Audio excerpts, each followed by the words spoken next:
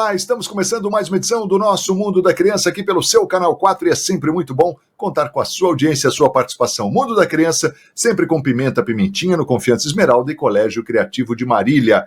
E olha só, a gente está chegando aqui para falar de um assunto muito importante, que é o TEA, o transtorno do espectro autista. E para falar sobre esse tema tão importante, ele, o comandante desse programa, o professor doutor Francisco de Agostinho Júnior, que já está aqui com a gente. Olha ele na tela aí, para comandar com brilhantismo. Diga lá, doutor, muito boa noite. Muito boa noite, Marcos Vinícius. Muito boa noite a você, telespectador, que inicia com a gente o programa O Mundo da Criança. Hoje, como você bem mencionou, nós vamos falar sobre transtorno do espectro autista. Isso por quê? Porque o mês de abril, 2 de abril especificamente, Marcos, é o dia em que se procura motivar, procura lembrar, e é chamado o dia de conscientização do autismo. Na verdade, essa conscientização é sim, extremamente importante. Por quê? Porque a incidência atual do transtorno do espectro autista é muito grande. A literatura médica tem uma preocupação e tem uma quantidade abundante de artigos publicados em diversos países, eu diria no mundo todo, sobre o transtorno do espectro autista. Eu confesso que não me recordo, Marcos, de nenhuma doença, de uma manifestação clínica assim tão mencionada, tanto na literatura como nas famílias, do que o transtorno do espectro autista. E é claro que a gente teria que mencionar para que a gente possa assim, trazer alguma orientação do que é o transtorno do espectro autista, qual é o envolvimento que isso traz na família, na sociedade, ou mesmo no Estado, essa doença. Vou repetir, sob o aspecto médico, ela é muito importante. É uma doença que exige um diagnóstico, uma doença que exige o diagnóstico médico e até não só médico, mas multidisciplinar, com o envolvimento da fonoaudiólogo, da psicóloga, da terapia ocupacional, da neuropsicologia, do psiquiatra, às vezes do neurologista. Enfim, é uma doença altamente complexa, Marcos. E é por isso que a gente, claro, o mundo da criança está sempre envolvido com os assuntos atuais que envolvem os nossos filhos, as nossas crianças. Mas vamos mencionar, Marcos, o que é, porque nós temos um capítulo neste livro sobre o transtorno do espectro autista. A gente vai ler a nossa preocupação, o que escrevemos aqui quando nós redigimos esse livro. Então, não poderia deixar de falar sobre o transtorno do espectro autista. Agora, o que você fala no livro? Eu não só falo do assunto, mas falo também para você comprar o livro, porque esse livro, a sua renda é inteiramente levada, ela é inteiramente colocada para o projeto Amor de Criança, as crianças que têm um acometimento neurológico grave, entre eles o transtorno do espectro autista. E é muito interessante, Marcos, porque nós temos as crianças chamadas crianças típicas, que podem ter um transtorno do espectro autista. Mas nós, no projeto Amor de Criança, que acontece lá na Universidade de Marília, a gente tem assim essa somatória de situações clínicas. A criança com um problema neurológico, um acometimento neurológico mais grave e tem também o transtorno do espectro autista. Por exemplo, ela pode ter paralisia cerebral e ter o transtorno do espectro autista. Ela pode ser sindrômica e ter o transtorno do espectro autista. Então, realmente, a gente tem, em torno desse assunto, muita coisa a ser estudada. E antes de fazer o programa, Marcos, antes de nós estarmos aqui para falar sobre esse assunto, eu quis rever a literatura sobre transtorno do espectro autista. Marcos, só o PubMed, este ano de 2025, agora nós estamos aí em abril, já tem publicado 1.794 artigos sobre o transtorno do espectro autista. Nos vários países, a preocupação é a mesma. Como diagnosticar, como tratar, o porquê da doença, situações ainda que envolvem as famílias algumas dificuldades muito claras. E é claro, se isso é uma dificuldade para a família, é porque nós, profissionais, não conseguimos explicar todos os detalhes da etiologia, da patogenia, da patologia, e muitos artigos estão surgindo sobre o transtorno do espectro autista. Essas dificuldades são muito claras na literatura. Mas quando nós escrevemos o livro, nós escrevemos um capítulo, está na página 285, que diz assim: o pediatra reconhece a grande dificuldade do tema. Então, isso aqui é uma coisa constante, é uma coisa assim difícil. A abordagem por nós pediatras e a abordagem para a família. Então, nós colocamos assim: é difícil o diagnóstico e também comunicar aos pais a hipótese diagnóstica, porque sempre a gente parte de uma hipótese diagnóstica, porque isso precisa ser definido com muita calma, esse diagnóstico. Mais difícil ainda, e nós reconhecemos isso, é para os pais ouvir do profissional a possibilidade do diagnóstico de transtorno do espectro autista. Então, se é difícil para o profissional, claro que também é muito, mas muito mais difícil para os pais ouvir sobre a possibilidade do diagnóstico de transtorno do espectro autista. No entanto, não se pode ignorar a possibilidade diagnóstica, que inicialmente deve ser realizada pelo pediatra e depois complementada pela psiquiatria infantil, fonoaudiologia, psicologia, terapia ocupacional. E diante do diagnóstico, a intervenção precoce é fundamental no sucesso do tratamento. Então esse já é um detalhe, e depois vai muito mais coisas que a gente traz no livro sobre o transtorno do espectro autista. Mas é difícil o diagnóstico, ele é multidisciplinar, sim, mas ele precisa ser feito o mais precoce possível.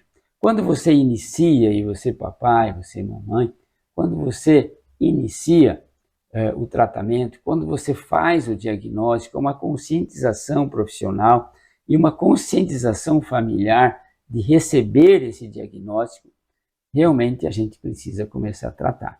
E o tratamento, claro, é multidisciplinar. O que é que mais as mães queixam?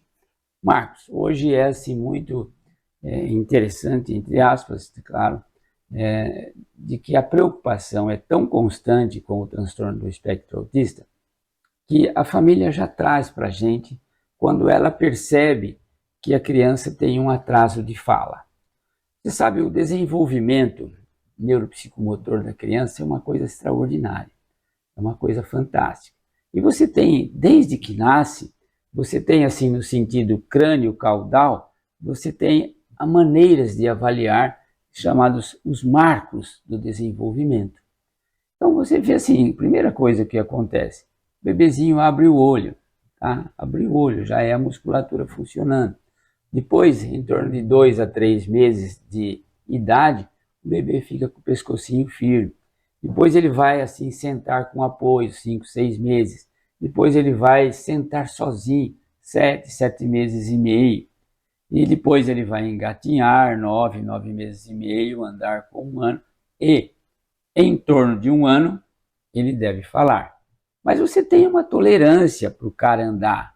Ele pode andar aí com 1 ano e 3 meses, sem preocupação. E ele tem uma tolerância para a criança falar.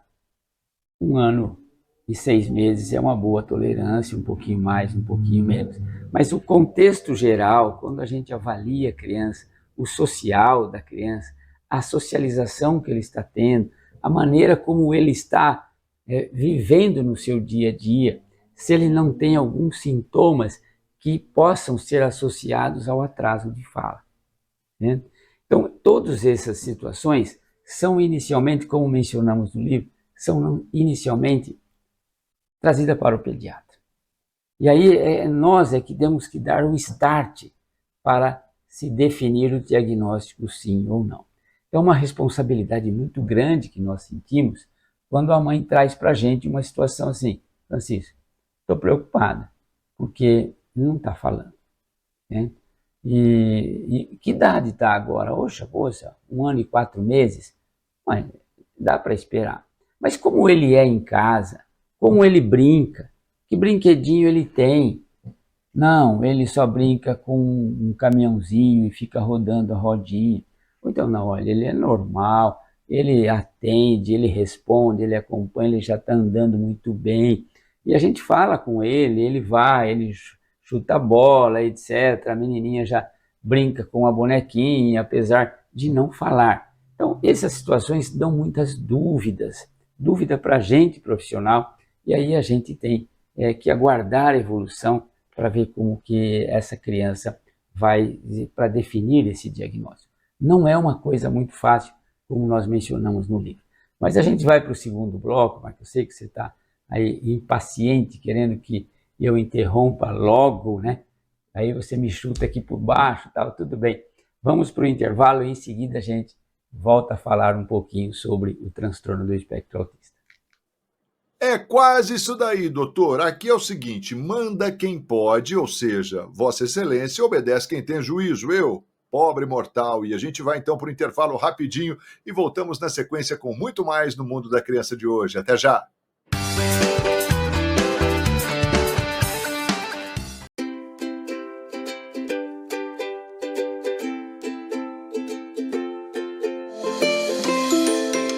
Na educação infantil, os contextos investigativos fazem parte do nosso cotidiano e desempenham um papel fundamental para o desenvolvimento das crianças, oferecendo ambientes para a exploração ativa e para descobertas.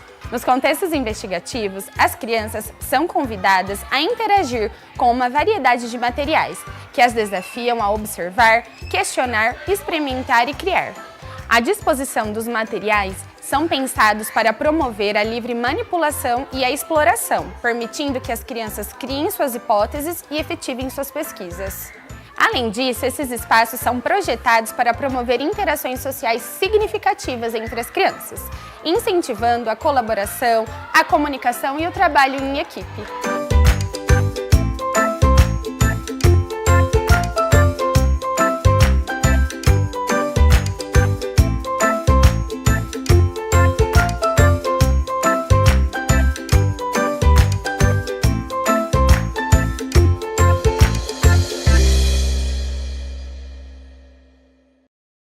Compartilhar bem-estar é multiplicar qualidade de vida. É cuidar de você e, ao mesmo tempo, inspirar quem está ao seu redor. No Dia Mundial da Saúde, comece esse movimento que vale para a vida toda. Unimed e você, juntos, compartilhando bons hábitos. Onde tem apoio, tem presença que transforma.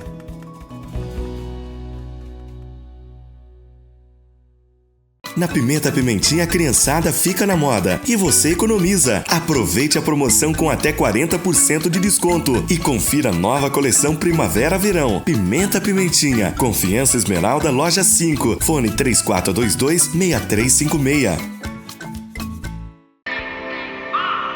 Vem comigo.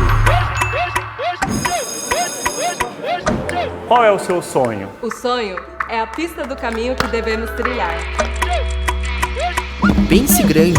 Seja do tamanho do seu sonho.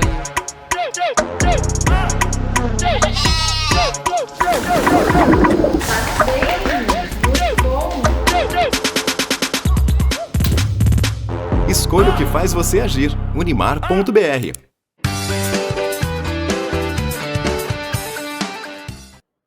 Já estamos de volta com o Mundo da Criança, sempre com Pimenta Pimentinha no Confiança Esmeralda e Colégio Criativo de Marília. Transtorno do espectro autista é o tema de hoje do nosso Mundo da Criança. Para falar, tirar todas as dúvidas é muito importante. Está ele aqui, ó, professor Dr. Francisco de Agostinho Júnior. Diga lá, doutor. Marcos, segundo bloco, vamos continuar o nosso assunto. Um assunto assim não muito favorável, mas um assunto muito atual. A gente precisa falar sobre isso. Qual é a motivação de você estar falando nesse mês de abril sobre transtorno do espectro autista? É como nós mencionamos, nós temos aí na tela a razão de nós falarmos. Dia 2 de abril, foi aí há poucos dias atrás, o Dia Mundial de Conscientização do Autismo. Claro que o programa Mundo da Criança não poderia ficar distante disso, de falar sobre este assunto. E aí nós estamos falando algumas coisas que traz a preocupação para a família sobre o transtorno do espectro autista. E aí falamos sobre algumas situações clínicas, já que o atraso de fala é importante, mas todo o desenvolvimento, desde que o bebê nasce, ali o seu desenvolvimento, como é que ele mama, como é que ele vai também em relação ao crescimento, se essa criança que está tendo um atraso de fala não tem outros atrasos. Como assim? Será que ele demorou para sentar? Será que ele demorou, ele não engatinha? Será que ele demorou para firmar o pescocinho? Será que ele teve um parto difícil? Será que teve uma gravidez com algum problema mais sério? Então tudo isso tem que fazer parte da história. Hoje a gente considera assim como dados importantes para uma definição diagnóstica até a idade materna e até a idade paterna, né? Então o transtorno do espectro autista, na verdade, o que é?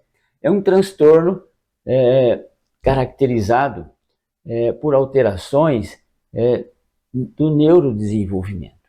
Esse é um aspecto psicológico que envolve o cérebro, e essa dificuldade em saber o que é exatamente que acontece com esse cérebro, qual é o porquê dessa criança ter um comportamento diferente, é que é difícil. Mas é um transtorno do neurodesenvolvimento que afeta, olha, isso aqui é importante, de forma persistente a comunicação e a interação social, associado a padrões restritos, repetitivos de comportamento, de interesses ou atividades.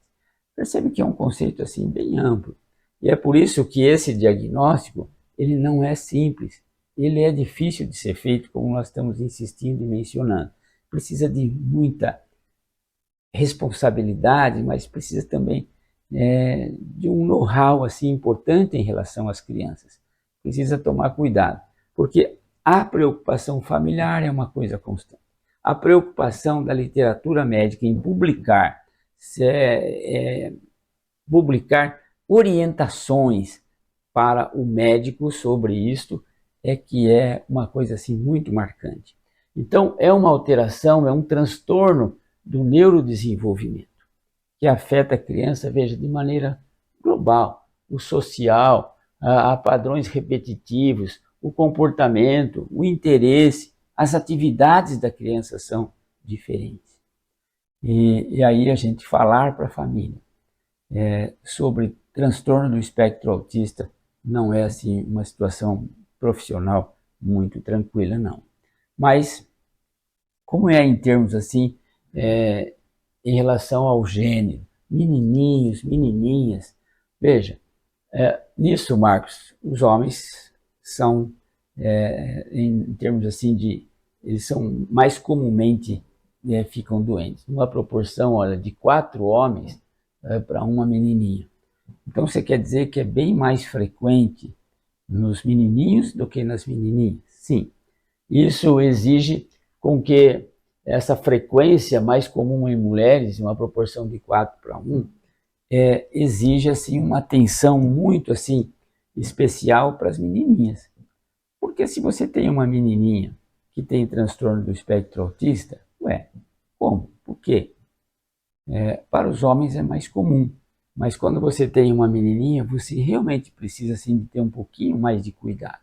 História familiar, há outros casos na família, há outras doenças do neurodesenvolvimento na família, há doenças psiquiátricas na família, há alguma alteração, infecção, alguma situação mais importante na gravidez, a interação social desta mãe na pré-concepção, antes da gravidez, coisas importantes como os hábitos lícitos e ilícitos, então cigarro, álcool, hoje as drogas aí permeiam as nossas famílias, a sociedade de modo geral.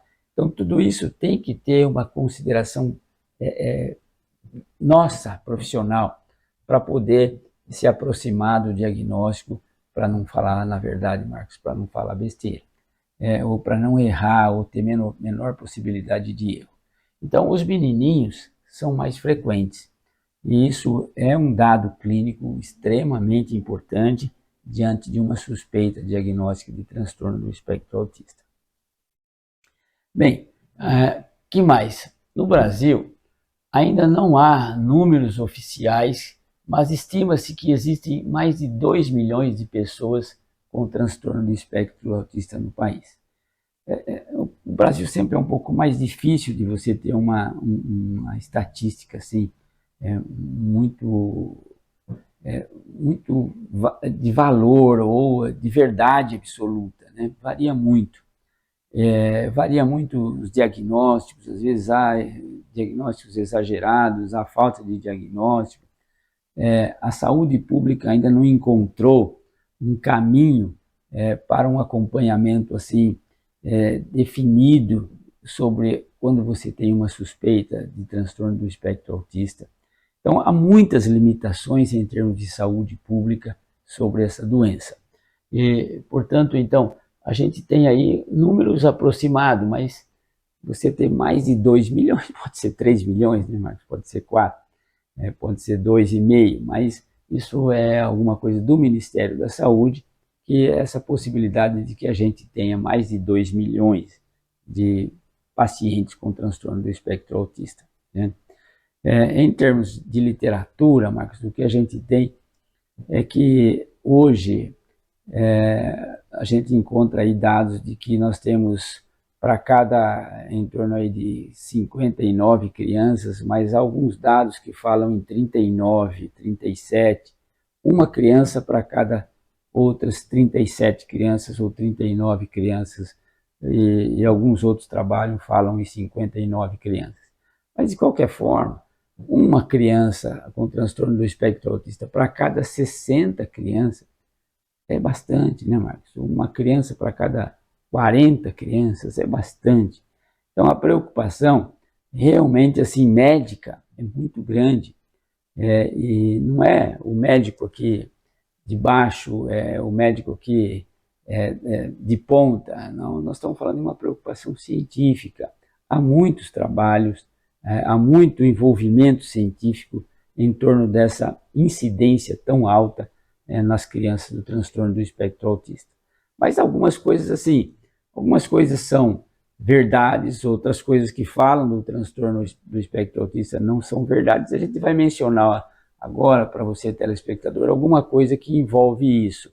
Começamos assim, é uma doença contagiosa? Não é doença contagiosa. É diferente daquilo que nós já falamos das doenças infecciosas, Covid, influenza, etc. Não é doença contagiosa. Portanto, o TEA não é considerado uma doença, e sim um transtorno do neurodesenvolvimento, não sendo transmitido de uma pessoa para outra. Não passa.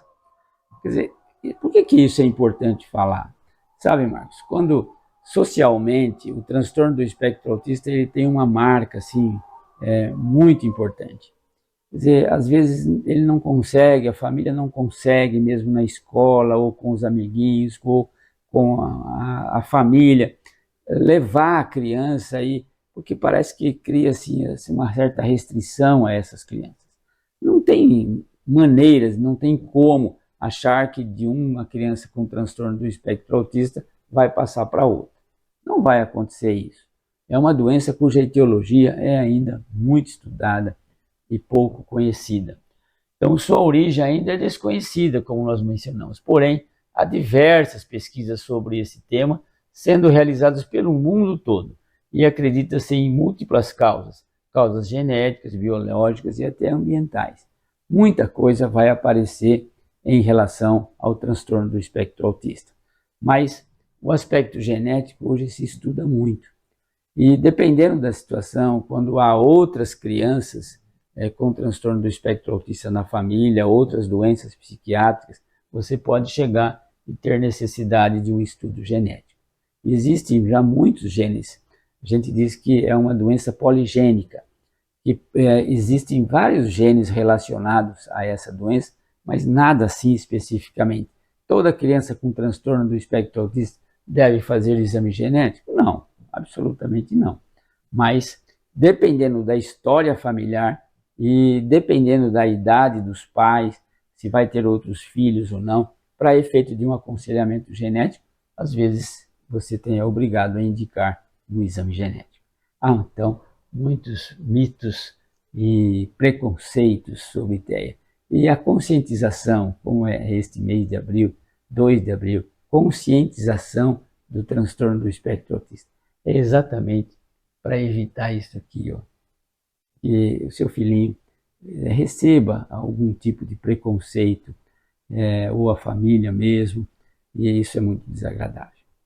Mas a gente tem o terceiro bloco ainda para falar mais alguma coisa sobre isso. É isso aí, doutor. É tudo rapidinho. A gente já volta para o último bloco do programa de hoje. Não saia daí, hein? Até já!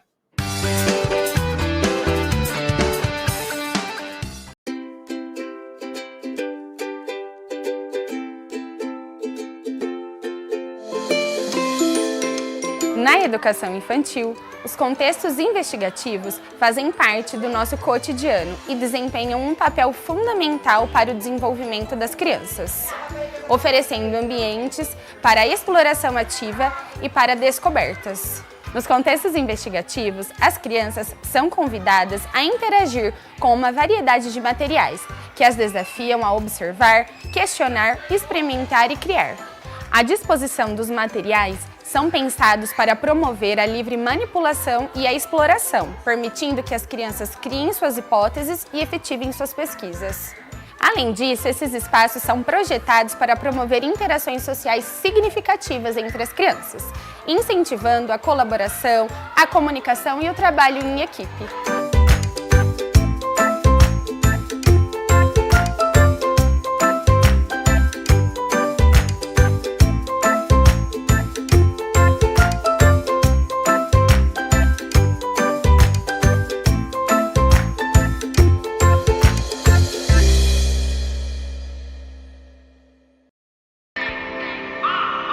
Vem comigo. Qual é o seu sonho? O sonho é a pista do caminho que devemos trilhar. Pense grande. Seja do tamanho do seu sonho.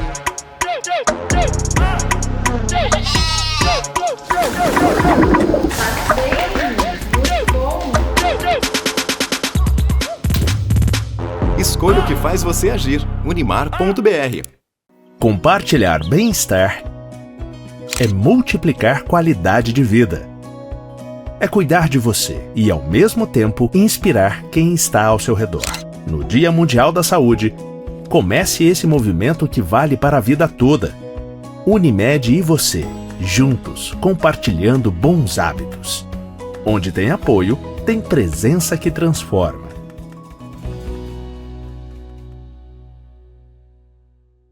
Na Pimenta Pimentinha, a criançada fica na moda e você economiza. Aproveite a promoção com até 40% de desconto e confira a nova coleção Primavera-Verão. Pimenta Pimentinha, Confiança Esmeralda, Loja 5, fone 3422-6356.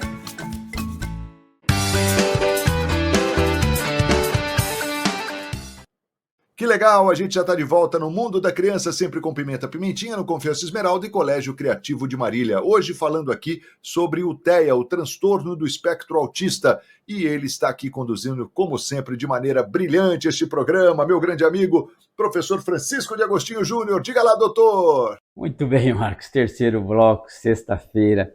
Ou você, claro, que está ouvindo uma reprise. Nós estamos falando sobre transtorno do espectro autista.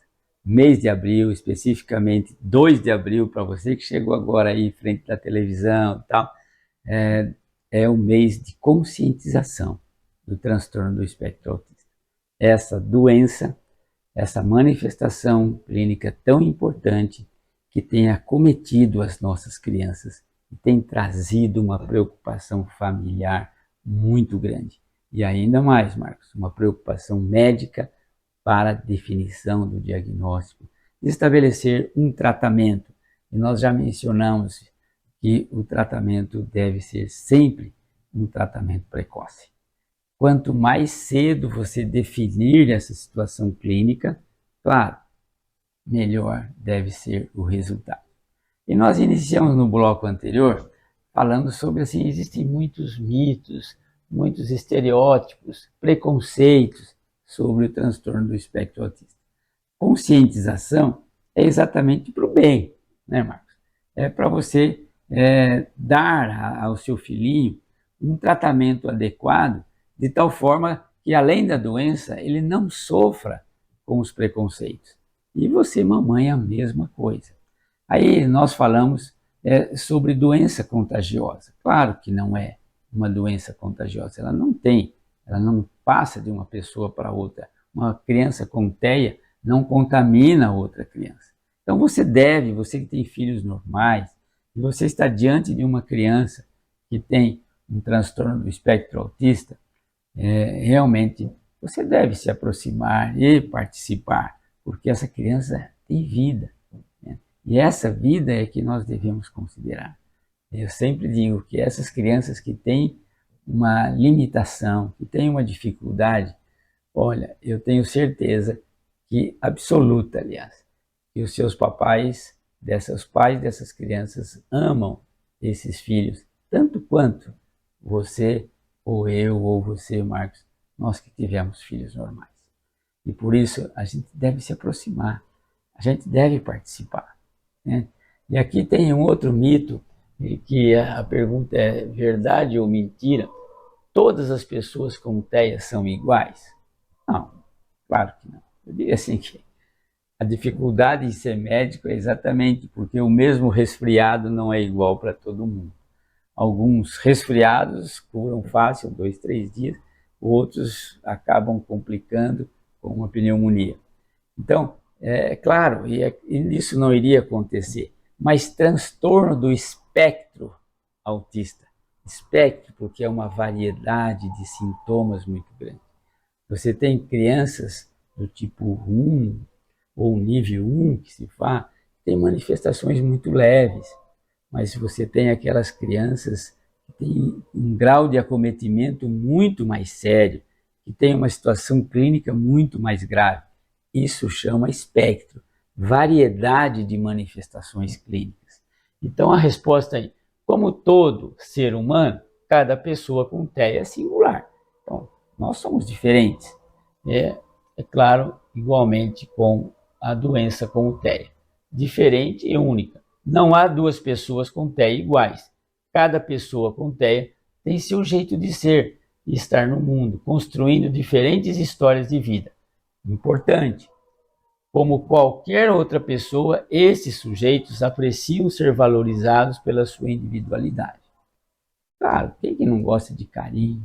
Quem que não gosta de atenção? Quem que não gosta de ser contado, mencionado? Isso acontece com as crianças. Então, quando você está diante de um transtorno do espectro autista, é claro que essa criança precisa ser tratada como um ser de vida. Sabe? A história assim, que Jesus falou assim, olha, deixar vir a minhas criancinhas, pois delas é o reino do céu. Ele não colocou assim, menos os com transtorno do espectro autista. Se Jesus não fez diferença nenhuma em relação às crianças que têm um acometimento neurológico, como essa que tem um transtorno do neurodesenvolvimento, por que é que nós iríamos tratar essas crianças com algum tipo de preconceito? Não pode, né? Então você que conhece alguém, você que é professor, às vezes professor, valorizem essas crianças. Elas precisam de amor, de carinho, de atenção. Isso faz parte do tratamento. Isso faz essa estimulação precoce, adornada por atenção, por carinho, modifica a evolução dessa criança. Isso é importante. Daí, o mês de abril, conscientização. Vamos tomar consciência do que é um transtorno do espectro autista. Eles não são iguais, claro. Há um espectro de manifestações clínicas, há uma variedade de manifestações clínicas, quadros clínicos leves, quadros clínicos mais graves. Independente disso, não é doença contagiosa, não é uma doença que você possa limitar o relacionamento, né? São diferentes também as manifestações como qualquer outra pessoa. Vale a pena amar, você que é profissional, às vezes cuidador, né? Nas escolas ou nos clubes, né? Nas associações, ou mesmo Olha, eu tenho um sobrinho, um primo, olha, dá atenção, valoriza, né? Ele tem grande chance de viver uma vida normal, produtiva. Profissionalmente ele pode se estabelecer, sim. Então, é essa atenção que faz com que a gente valorize esse mês de abril para chamar a atenção da conscientização da sociedade para esse tipo de criança. O que mais você pode falar, Francisco? Mais uma coisinha para a gente falar. Mas seria mito, seria verdade? Toda pessoa com transtorno do espectro autista tem deficiência intelectual? O que você acha disso? Olha, você vai ficar surpreso. Pelo fato de o TEA se configurar como um espectro com diferentes níveis de comprometimento, como nós já falamos, é um espectro, as pessoas que estão no espectro podem ou não apresentar prejuízos cognitivos, bem como outras condições singulares. Olha, o transtorno do espectro autista pode ou não apresentar prejuízos cognitivos. Quer dizer, a inteligência pode ser comprometida, mas pode não ser. Alguns ramos até da sociedade, da indústria, que dão preferências para as crianças ou para o adulto que tem um transtorno do espectro autista, porque pode ter um cognitivo aperfeiçoado. Isso é muito interessante, que vocês saibam que por isso é que precisa de atenção, porque não obrigatoriamente essa pessoa vai ficar isolada da sociedade. Ela pode ter um emprego, ela pode ser uma pessoa que produz normalmente, sim, pode ser sim. A literatura científica aponta que 1/3 das pessoas com transtorno do espectro autista pode apresentar algum nível de deficiência intelectual, 1/3, e o restante pode ter uma evolução normal. Mas esse aspecto de porcentagem, assim, eu particularmente não gosto muito, porque quando a gente tem um filho que tem um transtorno do espectro autista, ele é 100% nosso, ele é o 100%. E aí a gente quer saber qual é o cognitivo desse menino. Isso às vezes é difícil dizer, mas não obrigatoriamente ele tenha um prejuízo de tal forma que você não consiga levá-lo para a escola. Isso aí é uma pequena porcentagem. Claro que existe. Então tomamos assim muito cuidado com a criança com transtorno do espectro autista. A gente precisa conscientizar a família que tem um filho que realmente não é o fim. É difícil, sim, Francisco, é muito difícil. Você que não tem pode achar que a gente está falando coisas várias. Não. A gente tem uma experiência, quer seja médica, quer seja como pai, como avô, de que realmente o transtorno do espectro autista existe, e que precisa de muita atenção, de muito cuidado, precisa de muito amor. Não despreze o transtorno do espectro autista. Eu estou falando para as famílias, mas estou falando para o profissional, para a enfermagem, para aquela que trabalha no hospital, chegou o transtorno do espectro autista, carinho, atenção. Para a escola, temos lá 1, 2 crianças que dão um pouquinho mais de trabalho, mas não despreze, porque essa criança pode ter um cognitivo muito bom e ser uma criança produtiva. Marcos, é isso que a gente queria falar sobre transtorno do espectro autista. Participar também dessa conscientização, a chamar a atenção das famílias durante este mês de abril, para que tratem com amor a criança com transtorno do espectro autista. E é claro, mesmo as crianças com transtorno do espectro autista, continue a ensinar o menino no caminho que deve andar. E até quando envelhecer, com certeza não se esquecerá dele. Um grande abraço a todos e um final de semana muito feliz para vocês. É isso aí, doutor. Um final de semana abençoado para o senhor e para todos nós. E a gente está de volta na semana que vem, se Deus assim permitir. Ótima noite, fiquem com Deus e até a próxima. Tchau!